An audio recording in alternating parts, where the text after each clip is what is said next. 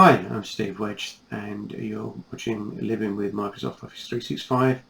Welcome back to the next installment of my vlog on how to manage and deploy and manage Office 365. And today we're going to talk about migrating tenants, something which as Office 365 becomes far more embedded within the business world, and migrations and acquisitions happen, we're seeing far more of.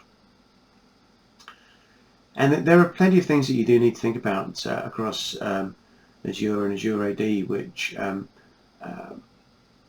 perhaps get ignored when thinking about just moving email between two Office 365 tenants. You've got Azure AD, single sign-on integrated applications, and other resources that will have been deployed in Azure that you may need to think about migrating if you're going to merge tenants together and actually aim to close down the source tenant. And if you move your identities between the tenants, you're going to have a problem with people having access to those resources anyway if they get left behind, and you're aiming to leave the tenant open. So you've got to think about your strategy around that. And also with the migration of Microsoft Teams, it can be achieved, but it's not going to be clean. Microsoft haven't published all of the APIs, so no solution is going to be perfect. Consider the minimum viable that's going to be acceptable in terms of the quality of the migrated content. So one of the examples of where that fails at the moment is there's no capability today where the chat thread from a team can be migrated. Now, I've been told anecdotally, so don't quote me, that this is because Microsoft don't want to provide a mechanism which could enable a bad actor to inject text into a conversation and create a potential minefield of fraud and litigation.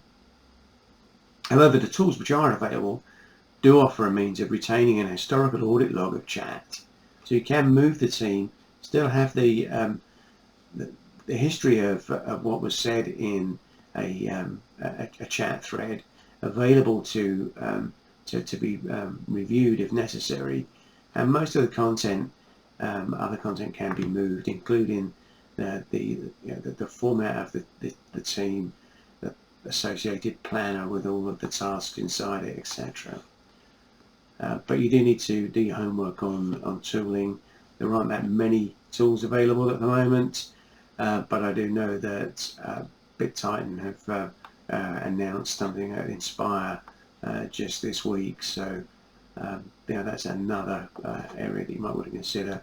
AppPointFly also have a tool which covers this. So if you have guest objects in your target environment which relate to the users to be migrated, there's going to be additional challenges in setting up the member accounts for migration. So Microsoft originally were recommending converting these to member objects, but testing revealed that this created a problem downstream, so the guests have to be deleted, and this leaves you with the challenge of replicating their access to groups, teams, apps, SharePoint sites, OneDrive documents, etc. within the target environment, where those guests are people that are now being migrated into your target environment. And there are also some specific gotchas with the Microsoft MRS preview. This was tabled as a good way of being able to move mailboxes between Office 365 tenants. It replicates the functionality that is already available in Exchange on-premise, but it currently only works if your identity management process uses your Active Directory Connect, AADC. So I wouldn't recommend using solutions which don't align with the Microsoft reference architecture pattern if you're going to use MRS for migration. And AADC is much cleaner and more robust than a few years back.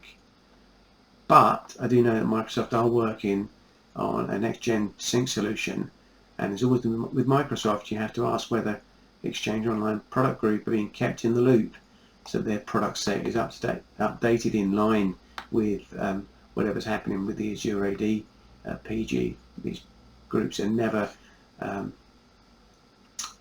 fully aligned. There's a theme that I've seen over the years that their product groups develop in silos, so integration of workloads is not as clean as it ought to be.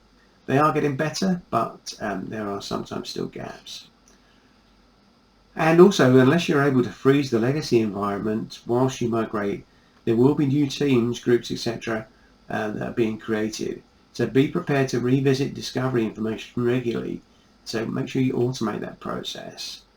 And think about what time you're going to cut off the creation of the teams and groups before your migration, and how you're going to control that with your business community. And also it's user accounts as well that you need to think about. So how are you going to create new users for new joiners within the organization if you're a week away from migrating that tenant and you actually want to put a freeze on this? It's a tricky question, and not one that I've found an easy answer to yet. But of course, part of the whole living with Office 365 process is communication, and that's what I'm going to be talking about tomorrow. So thanks for watching this again, and I hope you're getting something useful out of it.